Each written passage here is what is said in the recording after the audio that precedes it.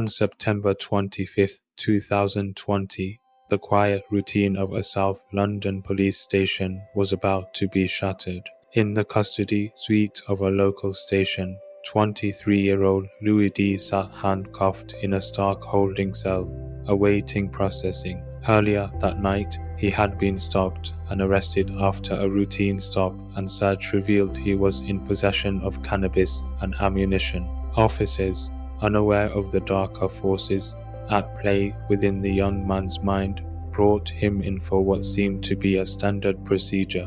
Within moments, 54-year-old Sergeant Matt Ratana entered the cell to explain his rights and authorize a further search. What neither Ratana nor anyone in the station knew was that this encounter would soon take a tragic and horrific turn, ending in an unthinkable act of violence. Born on July 17, 1997, Louis D came from a mixed heritage family. His father, Shana, was of Sri Lankan descent, while his mother, Elizabeth, was British. Louis grew up in South London, an area often defined by its vibrant, multicultural environment, but also by the personal challenges that marked his childhood. From a very young age, it was clear to those around him that Louis was different. His classmates found him odd and awkward, struggling to connect with others his age. His shy and introverted nature made him a target for bullying,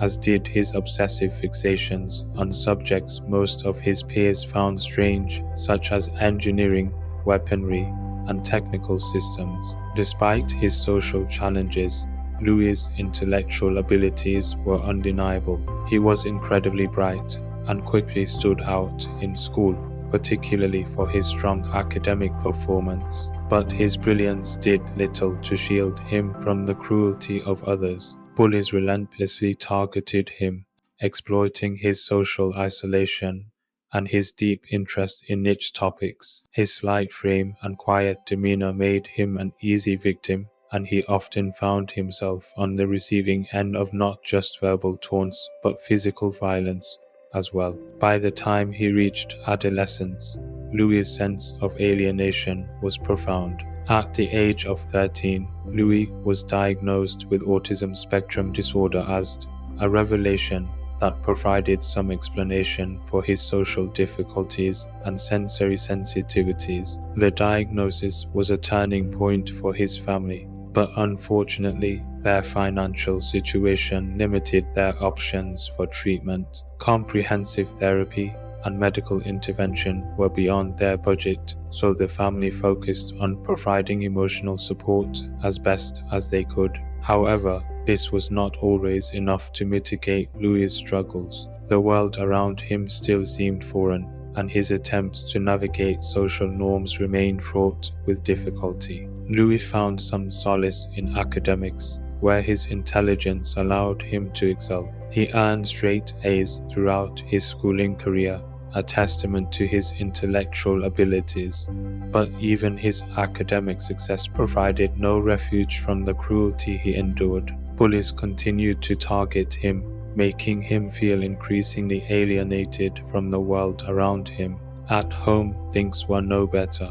Instead of providing a safe haven, his household became another source of anxiety and distress. According to Louis, his father, Shana, struggled with a severe cocaine addiction, which poisoned the family dynamics. When under the influence, his father's behavior would become wildly unpredictable, swinging between manic exuberance and terrifying rage.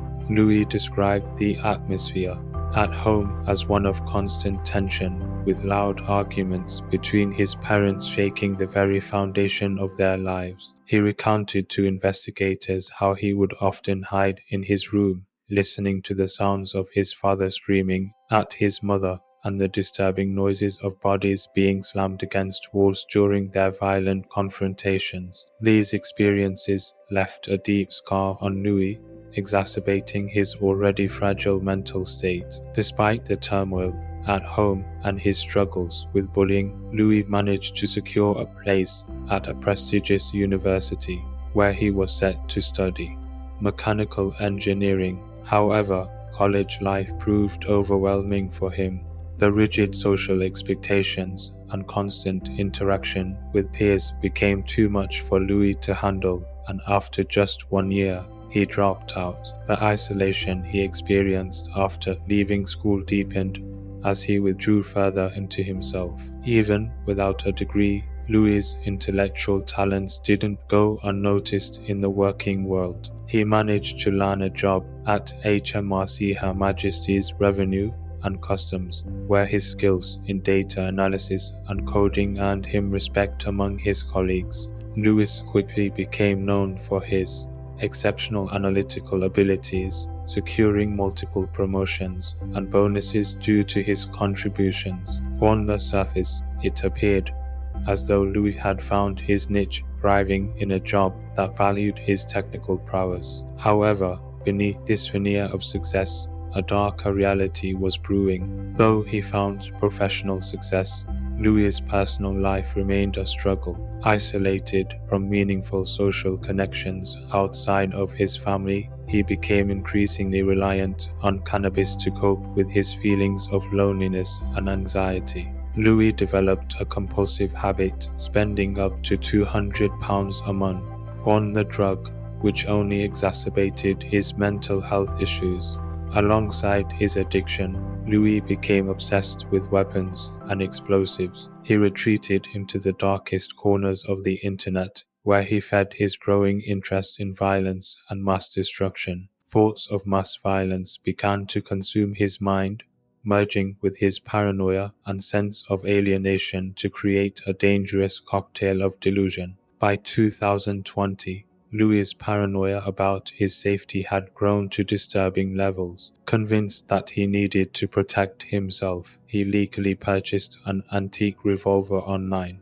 Not satisfied with just owning the weapon, he taught himself how to craft customized bullets specifically designed for his firearm. This dangerous escalation signaled a tipping point in his psychological state, blending his obsession with violence, his feelings of victimization, and his growing sense of despair into something lethal. On the morning of September 25, 2020, Louis left his home, armed with the loaded revolver and his custom-made bullets. His destination was his family home, and although his ultimate intentions remain unclear, many believe that Louis was headed there to confront his father, the source of much of his childhood trauma. The fact that he carried lethal ammunition strongly suggested that Louis was no longer willing to suffer in silence. Whether he intended to confront his father violently or simply intimidate him, his plan was sinister.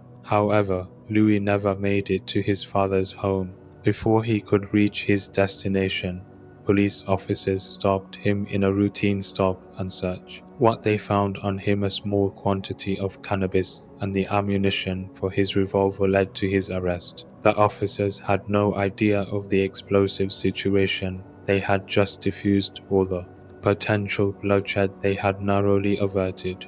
Louis was taken to the police station for processing, but this would not mark the end of his violent journey. Inside the custody suite, Sergeant Ratana, a highly respected and beloved officer with years of service under his belt, entered the room where Louis was being held. What happened next remains a point of horror and disbelief. Louis, in a moment of unimaginable violence, used his concealed revolver to shoot Sergeant Ratana, fatally wounding the officer in an act that shocked the entire nation. The quiet, socially awkward young man who had spent his life feeling misunderstood and isolated had committed a crime that was as senseless as it was tragic, taking the life of a man who had dedicated his own to protecting others. In the wake of the incident, the City of London was left grappling with the questions of what could drive someone like Louis to such an act of violence, and what warning signs may have been missed along the way.